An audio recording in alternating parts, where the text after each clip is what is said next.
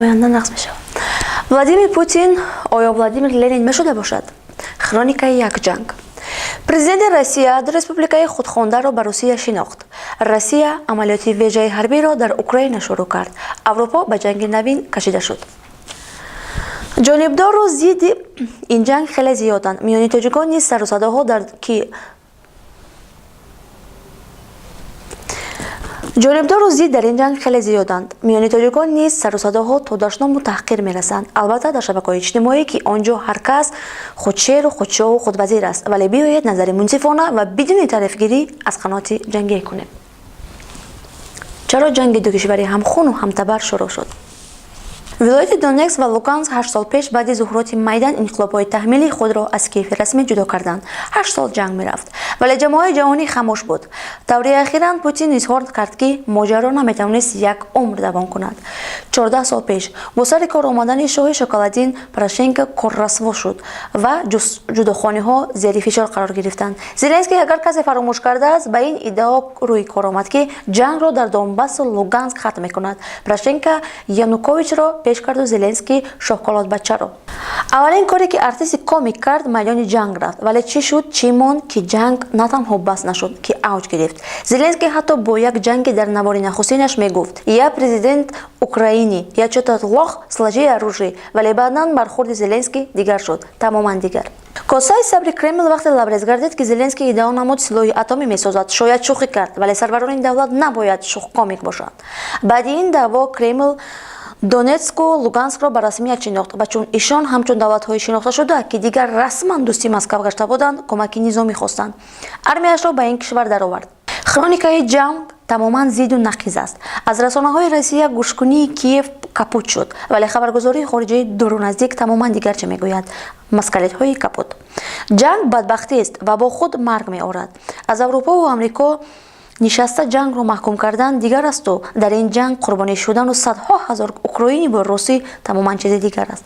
1000 рус дар рӯзи аввали ҷанг фирор карданд. Дар рӯзи сеюми ҷанги ҳудуди 4000 украинӣ аз ватан рахт баст. Дар 3 рӯз 500 000 сокини осоишта бадбахт шуд. Аврупо ҳатто марзҳои худро барои украинҳо баст. Гап байни худамон. Мафияи русӣ ки дар Аврупо метарсанд, аксарияташ бархоста аз Қохолу Қавқозиянд. Ва боз ҳам гап байни худамон. Мо тоҷиконро низ дар Аврупо раша яъне урус мегӯянд ва метарсанд. Ин ҳам то инфо барои андеша. Тарафгирони Россия чӣ мегӯянд? Онҳо даъво пеш меоранд айби НАТО шуд, ки хост домонаи ин паймонашро то марзҳои Россия наздик оварад ва дуруст ҳам мегӯянд. Зеро тибқи аҳдномаи ҳанӯз бо Горбачев бехират басташуда, ин паймони ҷангӣ бояд ба Аврупои шарқӣ кишварҳои узви шартномаи Варшава даромад. Ва ин дарди ба хайре мешуд агар НАТО то таки фуки Москав намеомаду Киевро узви НАТО кардан намехост. Ҳоло ақлҳои солиме низ дар Аврупо иддао доранд ки НАТО Россияро ба ин набард таҳрир дод. Каманд, вале ҳастанд. Пурсида мешавад, мегӯянд онҳо агар НАТО аз ғарази Москав дорад, пас куҷо медароянд? Тота. Аз байни тоҷикон каманд, вале тамоми ҳамеҳонони худро бе ақлу ғуломбашара мепиндоранду менависанд ки Киеви расми як давлати аврупоист ва худ тақдири худро бо дасти хеш бояд бинависад. Дуруст ҳам мегӯянд, вале шеваи бархурд хеле аҷиб менамояд. Бори дигар мегӯем, агар Вашингтон мегуфт Украинаро ҳампаймони НАТО намебинад, кор то ҷанг намекашид, вале нагуфт. Ҳоло Иттиҳоди Аврупо хатои усулӣ мекунад ки мехоҳад Украинаро ҳампаймони НАТО мебинад, кор то ҷанг намекашид, вале нагуфт. Ҳоло Иттиҳоди Аврупо хатои усулӣ мекунад ки мехоҳад Украина оҷилан узви Иттиҳоди Аврупо шавад, яъне бо ду ҳарф Россия минбад бо Иттиҳоди Аврупо ҷанг мекунад. Тота. Трамп-Лин. Ана дар ҳамин маврид Доналд Трамп, президенти қаблии Амрико, бо кампанияи нави интихобӣ сар кардааст. Трибунаашро Трамп-Лин сӯи қудрат карда ба Ҷо Байден нишон дод ки харҷангҳои дар куҷо замистонгузорӣ доранд. Ӯ гуфт: демократхоҳон ҳамагӣ дар ним сол Афғонистонро валангор карда ва Украинаро ба коми ҷанг кашидаанд. Рост намегуфтми? Ешо как рост гуфт. Профессор Ҷумъахон Алимӣ ки сиёсатшиноси хубест, баъди интихоб шудани Байден дар саҳифаи фейсбукияш навишт ки демократхоҳон сахт мазҳабиянд ва ҳамакнун зидди православҳо ҳуҷум мекунанд. Воқеан ҳам дар олами ду давлати сахт мазҳабист, Англия ва Америка. ва зинҳор фиреби назар нахӯред ки унҷо демократияву озодандешӣ рушд дорад. Озодиву демократия дар доираи дин ва мазҳаби насрония аст, на бешук на кам. украиниҳо усулан католиканд, мисли демократхоҳони Байден, ва ин аст ки Аврупо ва Амрико онҳоро пуштибонӣ мекунанд. Ёд доред ҷанги Югославияро? Анҷо низ ҷанг миёни православҳо буду.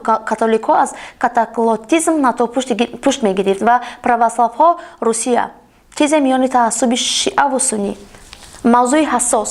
гап сари ин меравад ки Москав аз наздиктарин шарикони стратегии мост, мисле ки Украина низ бо мо дӯсту бародар мебошад, вале бо ин фарқ ки дар Русия беш аз 1 миллион тоҷик корфаъолият дорад, дар Украина хеле камтар. Медонам ки тоҷикҳо украинбачаҳо ҳаргиз бо мо розӣ буда наметавонанд. агар ин идеоро пеш оварам ки Украина қурбонӣ шуд, қурбонии НАТО, мисле ки Афғонистон бо Ашраф Ғани қурбонӣ гардид. дар 1000 сол Русия ба Украина иҷозат намедиҳад ки шомили НАТО шавад, мисле ки Покистон ҳаргиз ба Афғонистон озодии интихобу истиқлол нахоҳад дод.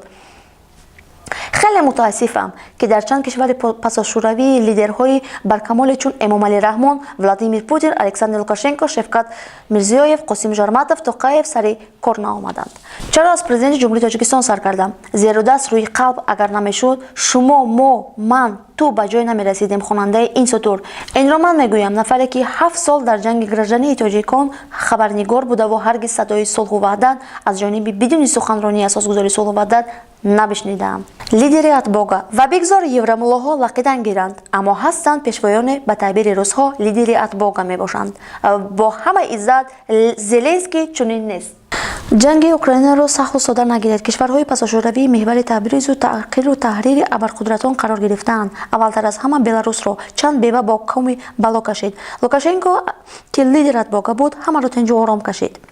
сипас мушкил сари Қозоқистон омад. Тоқаев ки лидер атбога буд, бо кӯмаки муттафиқинаш кишварашро наҷот доду ОДКБ худро чун қудрати воқеӣ ба намоиш гузошт. фикр намекунед чаро Афғонистон ба дасти Толибон уфтод? шумо як толиби калапӯшидаро дидаед ки ҷанг карда бошад? ин марҳалаи сунъӣ буд то ба марзҳои кишварҳои пасошӯравӣ як қувваи террористӣ наздик шавад. Украина охири кор нест. инҷо низ ҷангҳои давоҳои геополитикӣ доранд. фикр намекунед ки чаро Афғонистон дар дасти Толибон уфтод? шумо як толиби калопӯшидаро дидаед ки ҷанг карда бошад? ин марҳалаи сунъӣ буд то ба марзҳои кишварҳои пасошӯравӣ як қувваи террористӣ наздик шаванд. Украина охири кор нест. инҷо низ ҷангҳои давоҳои геополитикӣ доранд. бо забони дигар имрӯз касе дар фикру андешаи мо нест. давлатро, амниятро, суботро бояд ба дасти худ сохт, на бегона. аз ҳазорон ҳамсояи ба мо ҳамзабону ҳамфарҳанг ба мо кишварҳои пасошӯравӣ наздиктаранд. борҳо гуфтаву боз мегӯям, узбеку, қазоқу, русу, беларусу, украинӣ ва ҳатто қирғиз ба маданияти фарҳангу ҷаҳонбинии мо қарибтараканд ки як эронӣ ва афғонистонӣ буда бошад. мо метавонем. Путин Ленин мешавад. дар ин гирдугор муҳимтарин нуқта ин аст ки мардуми олам ба худ суол медиҳанд ки оё Владимир Путин Владимир Ленин мешавад ва СССР-ро барқарор мекунад? тарси олами ғарбу шарқ низ аз ҳамин аст. зеро таври маълум аст СССР абарқудратарин давлати ҳастӣ буд ки дар он ҳини мавҷудияти НАТО ягон давлати олам ба вежа мусалмониро ҳадаф қарор намедод. ин давлатро як камхират бо номи Раиска Максимовна бо шавҳараш Горбачёв аз байн бурдаанд. тақдири СССР ҳатто онҳоеро ки ҳамакнун соҳибдавлату сарватманданд нигарон кардааст. як бонкири тоҷик ки миллионҳо дорад бори дар суҳбат бо ман гуфт: ака Исаёв, ба номи худо омодаам ҳама сармоямро гиранд, давлату сарватамро гиранд, вале чун дар замони советӣ як папкатаги каш савори троллейбус бо асаби ором ба мактаб рафта ба хонандагон дарс диҳам ва ба маоши каму беғами шӯравӣ ба умеде ки фарду маро касе намекушад, писарам муҷоҳид намешавад, духтарам фоҳиша намегардад, нафари маро террор намекунад, экстремисти мисли кабирчаҳо ватанро ба валангорӣ намекашанд, зиндагонӣ кунам. оре дари СССР ин ҳама буд, вале бебозгашт ба таърих рафт. ҳамакнун тақдири давлату миллати хешро бояд ба дасти худ навишт. атрофи сарвари давлати худамон гирд оем. СССР мехоҳед? давлати тинҷу ором мехоҳед? ворастагӣ мехоҳед? пас ман, ту, вай, тоҷикон бояд онро созем, на касе дигар. бо пешвои худ мо метавонем. дар бораи барқарорсозии СССР худи Владимир Путин изҳори назар кард ки ҳаргиз Владимир Ленин шуданӣ нест. ӯ гуфт: касе барои СССР намесӯзад, дил надорад, касе барои СССР месӯзад, ақл надорад.